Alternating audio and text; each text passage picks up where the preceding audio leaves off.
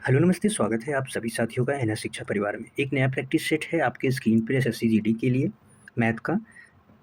अगर साथी आप हमारे चैनल पर नए हैं तो चैनल को सब्सक्राइब करके वीडियो लाइक और शेयर जरूर करें। पहला क्वेश्चन है, चीनी की कीमत में 20% की कमी होने के कारण चीनी की कीमत में 20% कमी होने के कारण एक खरीदार को क्या कर रहे हैं, 160 रुपये में 4 किलो अधिक चीनी प्राप्त कर सकता है। तो प्रति केजी कीमत क्या होगी? What is the original price पर केजी, वो आपको बताना है। मूल कीमत आपको यहाँ पे बताना है। तो आपको क्या करना पड़ेगा साथी, 20% की कमी हुई यानी 20% की जो फ्रैक्शन वैल्यू होती है वो क्या होती है, 1/5। यानी 5 से क्या हो गया, प्राइस 4 हो गया। ये क्या हो गया, प्राइस का रेशियो है। किसका रेशियो? प्राइस का रेशियो है। तो जो क्वांटिटी आ जाएगी साथी, क्वांटिटी इसका क्या हो जाएगा, अपोजिट हो जाएगा। यानी 4 से वो 5 खरीद सकता है। पहले 4 खरीदता था, वो 5 अब खरीद सकता है। कितना अधिक खरीद रहा है साथी? एक क्वांटिटी की वैल्यू यहाँ पे 4 किलो दे रखी है, यानी 4 केजी। यानी कुल मिला के वो कितना, 16 केजी पहले खरीद सकता था। कितना? 16 केजी।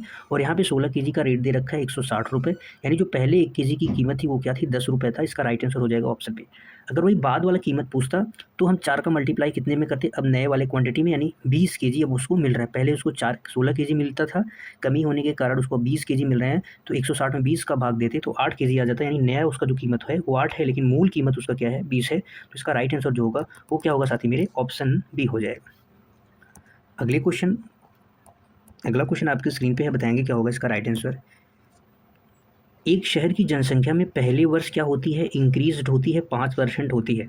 और दूसरे वर्ष के अंत में 5% की कमी हो जाती है। यदि दूसरे वर्ष के अंत में जनसंख्या 9,975 है तो शुरुआत में यह जनसंख्या कितनी थी, यानी स्टार्टिंग में वह जनसंख्या कितनी थी, आपको वही बताना है। 5% की जो फ्रैक्शन वैल्यू होती है साथ ही 1/20 होती है। यानी पहले साल क्या होती है, मान लो एक्स जनसंख्या थी, स्टार्टिंग में एक्स जनसंख्या थी, उसमें 20 में से एक वृद्धि हुई यानी 21/20, यानी 20 में से एक वृद्धि हो गई। फिर अगले साल 20 में से एक कमी हो गई, यानी 5% की कमी हो गई, यानी 19 में से 20 बची। बाद में जनसंख्या क्या हुई, ये सब होने के बाद उसके पास जनसंख्या 1975 बची। कितना बची? 1975 जनसंख्या बची। अब अप्रोक्सीमेशन से हम कैसे करते हैं साथी, हम मान लेते हैं इसको 20, इसको भी 20 मान लेते हैं, क्योंकि एक ज़्यादा है एक कम है, तो 20 से कटा लेंगे, क्या आ जाएगा, अप्रोक्सीमेट में जो हमारा आंसर आएगा 9975 के अप्रोक्सीमेट में आएगा। तो एक ही ऑप्शन में ऑप्शन ही इसका राइट आंसर हो जाएगा, क्योंकि ये 9500 जो बहुत दूर है, क्योंकि 25 ज़्यादा है ये, तो हमारा राइट आंसर हो जाएगा ऑप्शन ए। बाकी आप ये कैलकुलेशन कर सकते हैं, कैलकुलेशन के बाद आपको आंसर आ जाएगा, लेकिन एग्जाम में आपको ऐसे ही करना है, पूरा कैलकुलेशन यानी गुणा भाग नहीं करना है। अगले क्वेश्चन पे चलते हैं। क्वेश्चन नंबर 3 आपके स्क्रीन पे दिया हुआ है, बताएंगे क्या होगा इसका right answer. An article is sold at a loss of 10% had it been sold by 90 rupees more, then would have been gain of 5%। यानी 10% की हानि पे बेची जाती है तो उससे 90% अधिक लाभ होता जब वो 5% का लाभ होता। यानी 90 अधिक में बेचता तो उससे 5% का लाभ होता। यानी कोई वस्तु 100 रुपये थी, मैंने मान लिया कोई वस्तु 100 रुपये थी, 10% की हानि पे बेच दिया, यानी 90 में वस्तु को बेच दिया, 90 में वस्तु को बेच दिया, और उससे 5% का लाभ लेना है, 100 पे 5% का लाभ लेना है, यानी 105 में बेचेगा, तब उसे 90 अधिक में बेचेगा। कितने अधिक में बेच दिया साथ, यहाँ पे 15 अधिक में बेच दिया। यही 15 की वैल्यू यहाँ पे 90 बता रखी है, तो एक की वैल्यू क्या हो जाएगी, 6 हो जाएगी। तो हमें क्या बताना है, वस्तु का सीपी यानी हमने 100 माना था तो गुणा 100 हो जाएगा। इसका जो राइट आंसर हो जाएगा ऑप्शन बी हो जाएगा, 600। अगला क्वेश्चन क्या कहता है, क्वेश्चन नंबर 4 आपके स्क्रीन पे, बताएंगे क्या होगा इसका राइट आंसर। एक दुकानदार ईएमपी यानी मार्क प्राइस जो होता है उसको 25% छूट देता है और फिर 20% का लाभ कमाता है। यदि जो कॉस्ट प्राइस यानी सीपी है, क्रय मूल्य है 450 है, तो इसका मार्क प्राइस यानी अंकित मूल्य आपको बताना है। तो इसका एक फॉर्मूला है साथी, ईएमपी और सीपी का रेशियो निकालने का। तो सीपी और एमपी का रेशियो निकालने का एक बेसिक फॉर्मूला है कि 100 माइनस का डिस्काउंट परसेंट रेशियो में 100 प्लस का प्रॉफिट परसेंटेज। बस इस पर हमें वैल्यू रख देनी है, बाकी आंसर हमारे हाथ में है। 25% की छूट यानी 75% हो जाएगा इसका रेशियो। 20% का लाभ यानी 120%, यानी 20 इसमें ऐड करेंगे, 25 इसमें माइनस कर देंगे। इस 75% की वैल्यू 450 दे रखी है, तो 120 की हमें बतानी है। तो एक बार हम 5 से कटा लेंगे साथी, 5 से काटेंगे तो ये 15 बारी में जाएगा, 5 से काटेंगे तो कितनी बारी जाएगा, 9 बारी में जाएगा। ये 15 से कितना गुना है, 8 गुना है, तो इसका 8 गुना कितना हो जाएगा, 720 हो जाएगा। यही हमारा राइट आंसर हो जाएगा ऑप्शन बी। ऑप्शन बी क्या हो जाएगा, करेक्ट हो जाएगा। अगले क्वेश्चन पे चलते हैं। क्वेश्चन नंबर 5 आपकी स्क्रीन पे है, बताएंगे क्या होगा इसका राइट आंसर। 10,000 10,000 पर 1.5 वर्ष के लिए 10% वार्षिक दर से कंपाउंडिंग हो रहा है। क्या हो रहा है? कंपाउंड इंटरेस्ट ज्ञात करना है। लेकिन यहाँ पे बताना है साथ ही जो कंपाउंड हो रहा है वो कैसा हो रहा है? हाफ ईयरली हो रहा है, यानी अर्धवार्षिक रूप में संयोजित होता है। तो इस केस में क्या होता है? जो परसेंटेज होता है यानी जो वार्षिक दर होती है वो कितना हो जाती है? आधा हो जाती है। तो आधा होने का अर्थ क्या हो जाएगा साथी? यहाँ पे 5% हो जाएगा। और जो साल होता है वो कितना हो जाएगा? डबल हो जाएगा, यानी 2 गुना, यानी 3 वर्ष। आपको बताना है कि 3 वर्ष का 5% के हिसाब से जो कंपाउंड इंटरेस्ट होगा वो क्या होगा। तो कितना है? अमाउंट 10,000 है। 10,000 पे 3 साल का निकालना है, तो 3 साल से हम कुछ इस प्रकार से निकालेंगे। 5% निकालेंगे तो 5% का कितना हो जाएगा साथी? हर साल 500-500 रुपये ब्याज हमें मिल जाएंगे। ये क्या होंगे? 500-500 रुपये साधारण ब्याज के रूप में मिल जाएंगे। लेकिन कंपाउंडिंग मतलब ब्याज पे भी ब्याज मिलता है। तो 500 का जब हम 5% निकालेंगे तो 500 का 5% कितना होता है? 25 होता है। इसका भी 25 हो जाएगा दूसरे साल में। फिर ये जाएगा, यहाँ पे भी इसको 25 मिलेगा, यानी जो इस 500 का है दूसरे साल में भी 25 मिलेगा, तीसरे साल में इस 500 का जो दूसरे साल का है इसमें भी 25 मिलेगा। और 25 का भी 5% निकालेंगे तो क्या आ जाएगा? 1.25। जैसे ही हमने 25 देखा, 25 लास्ट में एक ही ऑप्शन में है 0.25, तो ऑप्शन भी करेक्ट हो जाएगा। पूरा सॉल्व करने की हमें आवश्यकता नहीं थी। आप ऐसे भी कर सकते हैं। तो जो लास्ट ये 25 पे जो आएगा इंटरेस्ट 1.25 पे आएगा। बस इन सबको जोड़ लेना है, वही हमारा इंटरेस्ट आ जाएगा। जो हम इसको सबको ऐड करेंगे 500 500 500 कितना हो जाएगा? 1500 हो जाएगा। और 25 25 25 कितना हो गया साथी? 75 हो गया। और 1.5 यहाँ पे ऐड कर लेना है तो क्या आ जाएगा? 1576.25 आ जाएगा राइट आंसर। अगले क्वेश्चन पे चलते हैं। क्वेश्चन नंबर 6 आपकी स्क्रीन पे है, बताएंगे क्या होगा इसका राइट आंसर। साधारण ब्याज पर कोई राशि 5 वर्षों में 3 गुनी हो जाती है तो कितने वर्षों में 9 गुनी हो जाएगी? बहुत बेसिक है। यानी 1 रुपये कोई राशि है वो कितना हो रही? 3 गुना हो रही। कितना इंटरेस्ट मिल रहा है साथी? 2 इंटरेस्ट मिल रहा है। कितने वर्ष में? 5 साल में। और फिर वही एक राशि एक राशि को हमें 9 गुना करना है, यानी कितना ब्याज उस पे मिलेगा? 8 मिलेगा। ये कितना गुना है? ये 4 गुना मिल रहा है इस पे ब्याज। तो वर्ष भी 4 गुना हो जाएगा, यानी 4 गुना करेंगे तो 20 ईयर इसका राइट आंसर हो जाएगा। ऑप्शन बी क्या हो जाएगा साथी मेरे? करेक्ट हो जाएगा। ऑप्शन बी क्या हो जाएगा इसका? करेक्ट हो जाएगा। अगला क्वेश्चन देखते हैं क्या कहता है अगला क्वेश्चन। एक डीलर है जो क्या करता है साथी? ये अपने मार्क प्राइस को 30% अधिक अंकित करता है, यानी अपने जो माल का क्रय मूल्य है वो 30% अधिक अंकित कर देता है और फिर 15% की छूट देता है। इसके अलावा वह दोषपूर्ण तराजू यानी गलत वेट का यूज़ करता है, 900 ग्राम की जगह 1000 ग्राम पड़ देता है। तो उसका प्रॉफिट बताना है, कुल प्रॉफिट कितना होगा? कुल प्रॉफिट कितना होगा? यानी 100 रुपये उसका मार्क प्राइस, 100 रुपये उसका सीपी था, वो 130 अंकित कर दिया। कितना अंकित कर दिया? 130, यानी 30% अधिक अंकित कर दिया। वो 100 रुपये पे वो साथी 15% छूट दे रहा है, 85 में दिखा रहा है, वो 85 में बेच रहा है। लेकिन वो 900 ग्राम तो तौल रहा है, लेकिन कितना दिखा रहा है? 1000 ग्राम दिखा रहा है। बस यही हमें कैलकुलेशन कर लेना है। 0 से 3 4 जीरो है तो 4 जीरो हम यहाँ पे कटा लेंगे। इसको काटेंगे 5 से तो 17 बारी में जाएगा, इसको 5 से काटेंगे तो 20 बारी में जाएगा। 20 का 9 में गुणा करेंगे तो 180 आ जाएगा साथी। इसका रेशियो बनेगा 17 का 13 में मल्टीप्लाई करेंगे तो कितना आ जाएगा? 17 3 51, 17 1 17 2, 17 5 22। कितना प्रॉफिट हुआ? 41 का। कितने पे? 180 पे गुणा करेंगे क्या आएगा? 100 का। तो 0 से 0 कटेगा, यानी 410 में डिवाइड करना है 18 से, तो 18 दूनी है 36 होता है, बचेगा 5 50 हो जाए, फिर 18 दूनी 36 हो जाएगा। 22 एक ही ऑप्शन में दिख रहा है, ऑप्शन बी हम मार देंगे, ज़्यादा कैलकुलेशन करने की आवश्यकता नहीं है। तो 22.75 आप कैलकुलेशन करेंगे तो आ जाएगा। अगला क्वेश्चन देखते हैं। क्वेश्चन नंबर 8 क्या कह रहे हैं, क्या है इसका राइट आंसर।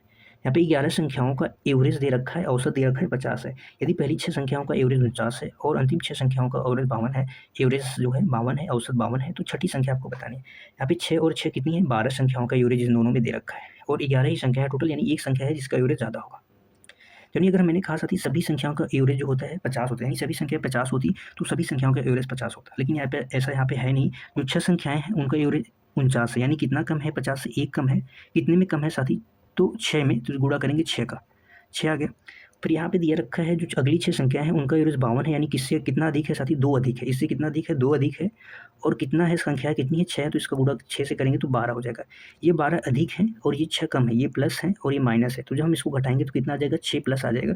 बस 50 में हमें 6 प्लस कर देना है, 56 इसका राइट आंसर हो जाएगा। 56 इसका राइट आंसर हो जाएगा। अन्यथा आप ऐसे भी कर सकते हैं कि 11 गुणे 50 करेंगे तो वो टोटल नंबर निकल के आ जाएगा। फिर इसमें आपको माइनस करेंगे, 6 में 49 का मल्टीप्लाई करके माइनस करेंगे, फिर उसमें 6 माइनस 52 माइनस करेंगे।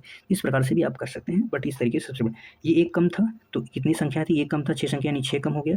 और ये 2 ज़्यादा था, कितना है? 2 ज़्यादा था 6 संख्या है, तो 12 ये प्लस हो गया, ये 6 माइनस हो गया। तो जब इसको हम माइनस करेंगे तो 6 प्लस एक्स्ट्रा आएगा, तो 6 प्लस कर देंगे, तो यानी वो संख्या 56 होगी। अगले क्वेश्चन देखते हैं भाई साहब। अगले क्वेश्चन क्या कह रहे हैं। ए एक काम को 15 दिन में, यानी A can do a work 15 days and B is 20 days if they work together 4 days. इन्हें 4 दिन तक काम कराना है केवल। तो एक साथ काम करते हो तो काम का कितना हिस्सा बचेगा, यानी शेष पार्ट हमें बताना है कितना बचेगा, कितना बचा है। यानी ए और बी किसी काम को करते हैं 15 और 20 दिन में। इसका एलसीएम लेके हम टोटल वर्क निकालें। टोटल वर्क क्या आ जाएगा सर, 60 आ जाएगा इसका टोटल वर्क। 15 से भाग देंगे तो इनकी क्षमता 4 आ जाएगी, इनकी क्षमता 2 आ जाएगी। यानी ए और 2, ए प्लस बी दोनों मिलकर 7 काम कर रहे हैं, 4 दिन तक काम करेंगे, 28 काम कर देंगे। तो बचेगा कितना काम सर, 32 काम बचेगा। तो हमें रिमेनिंग पार्ट बताना है, 32 काम बचेगा, पूरा काम कितना है 60, बस यही रेशियो हमें निकाल लेना है। तो 4 से काटेंगे 4 8 32, 4 से 15 बारे में 8/5 भाग जो हो जाएगा इसका बच जाएगा। अगर आपसे पूछा हुआ तो होता तो ये दोनों मिलकर कितना काम किए, तो 8/5 काम बचा है, तो 7/5 काम जो था इन्होंने किया था। तो इसका जो राइट आंसर होगा लेकिन ऑप्शन बी होगा। अगले क्वेश्चन पे चलते हैं, क्वेश्चन नंबर 10 देखते हैं क्या कह रहे हैं भैया। क्वेश्चन नंबर 10, 150 मीटर लंबी ट्रेन है, एक खंभे को, यानी खुद ट्रेन अपनी लंबाई को पार करे। खंभे यानी खुद अपनी लंबाई, खंभे की कोई लंबाई चौड़ाई ऊंचाई तो होती है लेकिन उसको बहुत ज़्यादा लंबा चौड़ा नहीं होता है, तो वो अपनी ट्रेन अपनी लंबाई को पार करे 15 सेकंड लेती है। यानी जो एक ट्रेन को पार और एक विपरीत दिशा में यात्रा कर रही है, समान लंबाई की ट्रेन है, समान लंबाई यानी 150 मीटर की, वो भी लंबी है, दूसरी ट्रेन को 8 सेकंड में पार करती है। यानी विपरीत दिशा में, विपरीत दिशा में क्या होगी, दोनों की लंबाई यानी दोनों की दूरियाँ कहाँ होगी, प्लस हो जाएंगी। तो यहाँ पे पहली की चाल हम निकाल लेते हैं। तो 15 150 में जब 15 का डिवाइड 15 से भाग करेंगे तो क्या आ जाएगा 10 मीटर प्रति सेकंड। यानी उसकी जो चाल है पहली वाली ट्रेन की 10 मीटर प्रति सेकंड की चाल से वो चल रही है।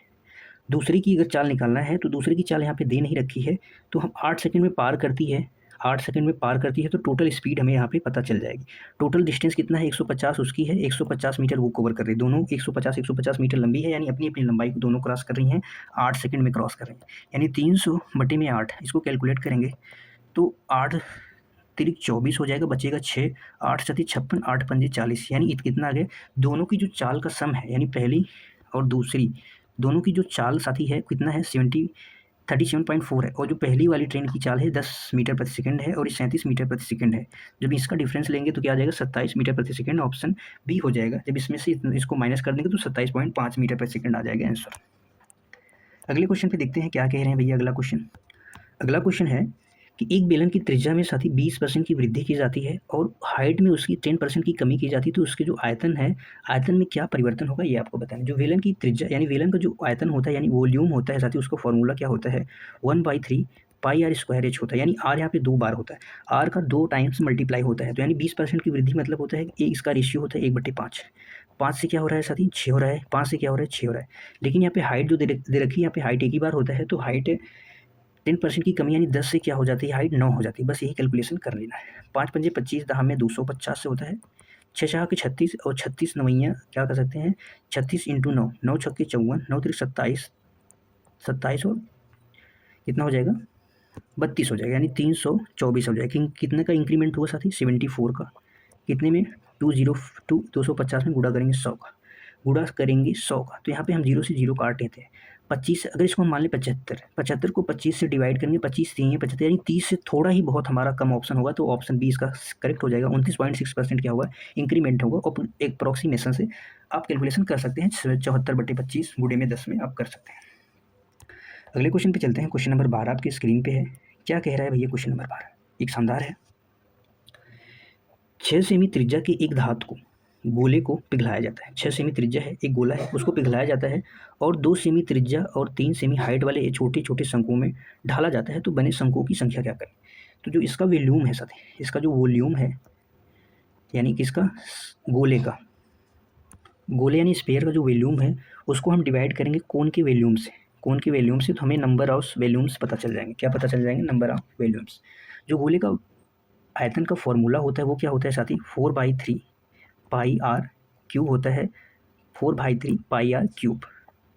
और जो कोन का फॉर्मूला होता है क्या होता है 1/3 pi r square h, pi r square h होता है। बस इसी वैल्यू को हमें निकालना है। यहाँ पे पाई की वैल्यू सेम है तो पाई पाई से कट जाएगा। आर कितना है साथी यहाँ पे 6 है, तो 6 का 3 टाइम मल्टीप्लाई हो जाएगा, यानी 4/3 6 इंटू 6 अपॉन में 1/3 इंटू यहाँ पे आर क्या देख रखा है 2 दे रखा है, तो 2 का 2 बारी मल्टीप्लाई इंटू एक बारी यहाँ पे 3 का मल्टीप्लाई हो जाएगा। किसका मल्टीप्लाई हो जाएगा 3 का, तो 3 से 3 कटा, 3 से ये 2 बारी में कटा, 2 दूनी 4, 4 से 4 कटा, 6 6 36 दूना 72, 72 इसका राइट आंसर हो जाएगा, ऑप्शन बी 72 इसका राइट आंसर हो जाएगा। अगले क्वेश्चन पे चलते हैं। क्वेश्चन नंबर 13 आपके स्क्रीन पे है। बताएंगे क्या होगा इसका राइट आंसर। एक बहुत ही शानदार बहुत बढ़िया क्वेश्चन है। 4 अंक की कोई वह संख्या बतानी है, सबसे बड़ी संख्या जो 15, 18, 21 और 24 से पूर्णतः क्या है, विभाज्य है, डिविजिबल है। इसका सबसे बढ़िया मेथड है साथी, क्या सबसे बढ़िया इसका मेथड है, डिविजिबिलिटी रूल लगा देते हैं। यहाँ पे 18 जैसे ही हमने यहाँ पे देखा तो 2 और 9 का ये फैक्टर है, यानी 9 का मल्टीपल होना चाहिए। 9 का मल्टीपल यहाँ पे ऑप्शन डी दे रखा है। 9 का मल्टीपल 5, 4, 9, 8 ये नहीं हो सकता आंसर। 9, 9 ये भी नहीं हो सकता। 7, 5, 12, 6, 18 यानी दोनों ऑप्शन हो सकते हैं। यहाँ पे 21 दिखा, 21 यानी 3 इंटू 7 का फैक्टर। 3 से तो जो 9 से कट गया वो 3 से भी कट जाएगा। 7 का जो फैक्टर होता है वो साथी क्या होता है, 7 के टेबल में 9 तो कभी आएगा नहीं, तो डी अपने आप ही कट गया। 7 के टेबल में क्या 9 कट सकता है, नहीं कट सकता। तो हमारे इसका राइट आंसर हो जाएगा ऑप्शन ए। आप सॉल्व भी कर सकते हैं, बट इस तरीके से सबसे बेस्ट मेथड है। आपको क्या करना पड़ेगा बेसिक से सॉल्व करने के लिए, आपको साथी 15, 18, 21, 24 इन तीनों का एलसीएम लेना पड़ेगा। इन तीनों का एलसीएम, जो एलसीएम आएगा, और सबसे बड़ी जो 4 अंकों की संख्या होती है 9999 होती है, इसमें इसके एलसीएम से भाग देंगे, इसमें इसके एलसीएम से भाग देंगे। जो रिमाइंडर आएगा, जो रिमाइंडर यहाँ पे आएगा उसको यहाँ पे माइनस कर देंगे। क्या माइनस करेंगे, रिमाइंडर। जब रिमाइंडर माइनस करेंगे तो वो संख्या हमें आ जाएगी 7560। बाकी अब आप ऐसे ऑप्शन से कर सकते हैं, ऑप्शन से भी ट्राई कर सकते हैं, या ऑप्शन डिविजिबिलिटी रूल से भी कर सकते हैं। अगले क्वेश्चन पे चलते हैं।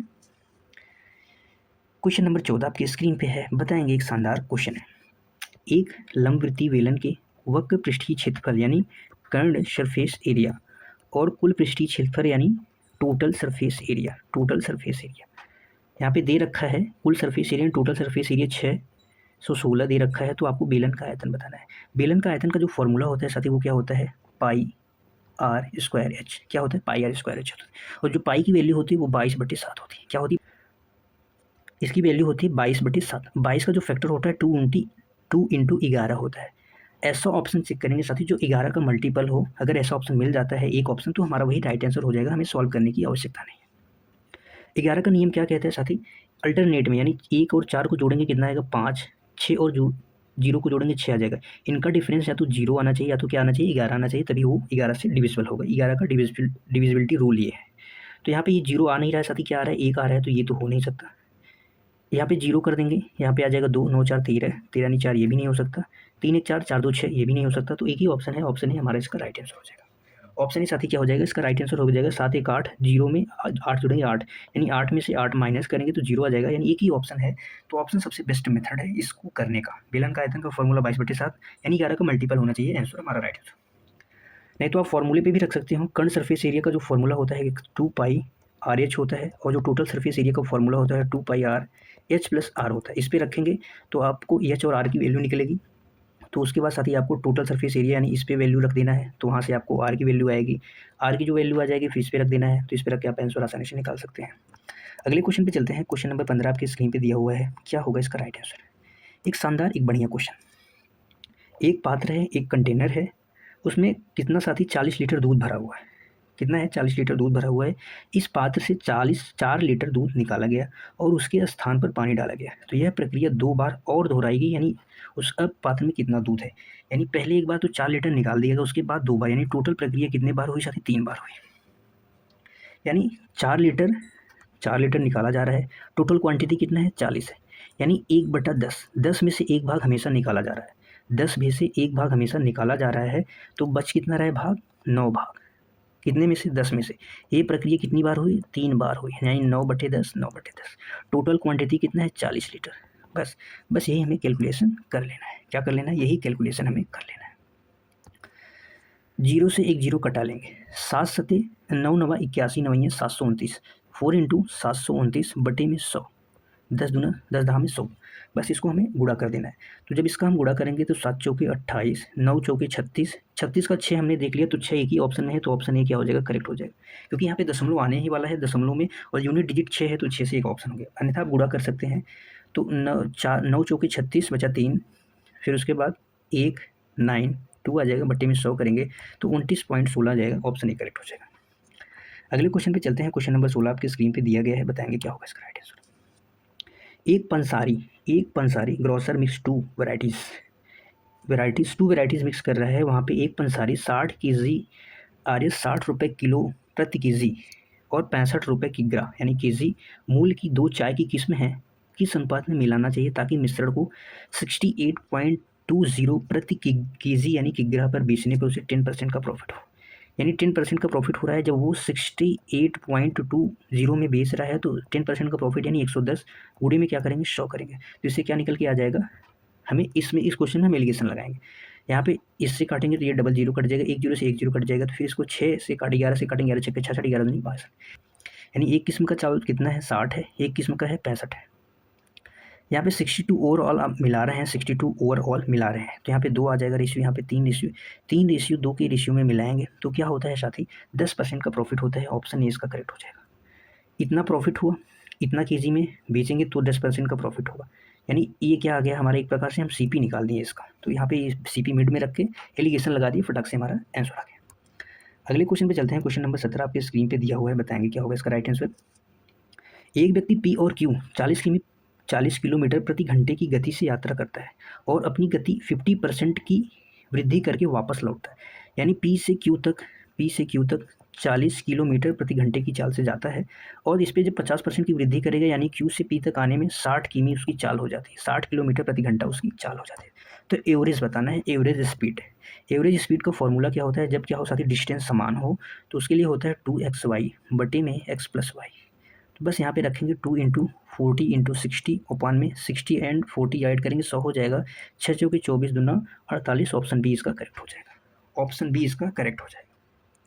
अगले क्वेश्चन पे चलते हैं। क्वेश्चन नंबर 18 आपकी स्क्रीन पे, बताएंगे साथी क्या होगा इसका राइट आंसर। एक शानदार क्वेश्चन है, दो संख्याओं का एलसीएफ और एलसीएम 12 और 17 है तो संख्याओं का योग 60 है, तो उनमें से एक संख्या क्या है, उनमें से एक संख्या क्या है, यहाँ पे 4 ऑप्शन दिए गए। एचसीएफ जो होता है साथी उन संख्याओं का एचसीएफ होता है, हमने कहा साथी मान लो वो संख्या क्या है 12x में है, 12x और 12y है, क्योंकि एचसीएफ जो है 12 दे रखा है, तो 12x और 12y का जब एचसीएफ निकालेंगे तो क्या आ जाएगा 12 आ जाएगा। तो एचसीएफ जो होता है वो उन संख्याओं का मल्टीपल ही होता है। अब इन संख्याओं का योग 12x + 12y बराबर कितना दे रखा है 60 दे रखा है, यहाँ पे 12 कॉमन करेंगे तो x + y की जो वैल्यू आ जाएगी 5 आ जाएगी, x और y की जो वैल्यू आ जाएगी 5 आएगी। तो x और y की वैल्यू 5 आने का मतलब है 5 के 2 ही फैक्टर हो सकते हैं, एक साथी क्या हो सकता है 1 और 4 हो सकता है, 1 4, और एक दूसरा क्या हो सकता है 3 और 2, 1 और 4 3 और 2। जब यहाँ पे हम x और y की वैल्यू में एक जगह 1 रखेंगे तो ये 12 हो जाएगा और ये क्या हो जाएगा 24 हो जाएगा, 12 चौक 48 सॉरी। जब यहाँ पे y को 4 रखेंगे तो ये 48 हो जाएगा। 12 और 48 का एलसीएम क्या 72 हो सकता है, बिल्कुल नहीं हो सकता, ये तो ज़्यादा हो जाएगा। 12 और 48 का 48 तो 72 से डिविजिबल नहीं है, मतलब 72 48 से डिविजिबल नहीं, यानी 72 इसका एलसीएम नहीं हो सकता, तो इसकी ये पॉसिबिलिटी नहीं है। तो इसकी पॉसिबिलिटी क्या है 3 और 2 है, तो 3 यहाँ पे रखेंगे तो 12 दूनी 24, 12 3 36 हो जाएगा, फिर 12 दूनी 24, यानी एक संख्या 36 होगी, एक संख्या क्या होगी 24 होगी, इनका सम करेंगे तो क्या आ जाएगा 60 आ जाएगा। बस उनमें से एक संख्या पूछा है तो संख्या क्या हो जाएगी, यहाँ पे 36 दे रखा है, यहाँ पे 24 दे रखा है, तो हम कंफर्म नहीं बता सकते कि यहाँ पे संख्या कौन है, तो ए और बी यहाँ पे दोनों सही हो जाएगा, ए और बी यहाँ पे दोनों जैसा हो जाएगा। यहाँ पे देना चाहिए था सारी छोटी संख्या कौन है बड़ी संख्या कौन है, तो हम बता सकते थे, बट यहाँ पे एक संख्या नहीं बता सकते, तो दोनों होगा। अगले क्वेश्चन पे चलते हैं, बढ़िया क्वेश्चन है साथी, बताएंगे क्या होगा इसका राइट आंसर। क्वेश्चन नंबर 19 क्या कह रहा है साथी, एक आदमी है 1 रुपये में 5 की दर से कुछ संतरे खरीदता है और उतने ही संतरे 1 रुपये में 4 की दर से संतरे खरीदता है और वह उन्हें मिलाता है और उन्हें 2 रुपये में 9 की दर से बेच देता है, तो पूरे लेन देन में उसे 3 की हानि होती है। उसके द्वारा खरीदे गए संतरों की कुल संख्या बतानी है क्या थी। वह साथी 1 रुपये में 5 की दर से खरीदा, 1 रुपये में 4 की दर से उतने ही संतरे खरीदा, लेकिन यहाँ पे संतरों की संख्या समान नहीं, दर समान नहीं, तो हमें दर को क्या करना पड़ेगा समान करना पड़ेगा, यहाँ पे 4 से गुणा करके यहाँ पे 5 से गुणा करके, तब जाके जो दर हो जाएगी वो समान हो जाएगी, यानी 4 की दर से 20 खरीदा और 5 की दर से भी 20 खरीदा, यानी टोटल 9 की दर से 40 लेके आया, मिला रहा है दोनों को मिला के 9 की दर से 40 हो रहा है, लेकिन यहाँ पे 9 की दर से 2 की दर से 9 ही बता रहे हैं, तो इनको भी हमें दर को बराबर करने के लिए यहाँ पे गुणा 9 का करना पड़ेगा, यहाँ पे गुणा 40 का करना पड़ेगा। तो जब 40 का हम यहाँ पे गुणा करेंगे तो क्या आ जाएगा साथी 9 9 ये 81, 9 चौके 36, 360 आ जाएगा, ये 40 दूना 80, ये 360, यानी अब दर बराबर हो गया। 80 रुपये में 360 की दर से खरीदा और 81 रुपये में 360 की दर से खरीदा, 80 रुपये में 360 की दर से बेच दिया, तो कितने का घाटा हुआ 1 रुपये।